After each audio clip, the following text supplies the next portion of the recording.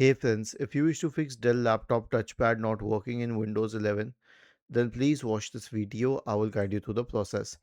First of all, search for touchpad in the Windows search bar and go to touchpad settings. You can turn the switch on from here, and that will solve your problem for most of the cases. Once this has been sorted out, the next process will be to search for device manager in the Windows search bar and then go to device manager. Expand the list for human interface devices, and you can also expand the list of mice in other pointing devices. So this is one is better. So you'll find HID compliant mouse. HID itself means human interface devices. Update the drivers for all the three mice.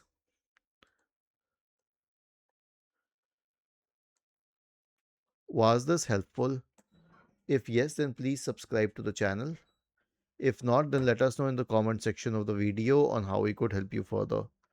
Thank you for watching this video and have a nice day.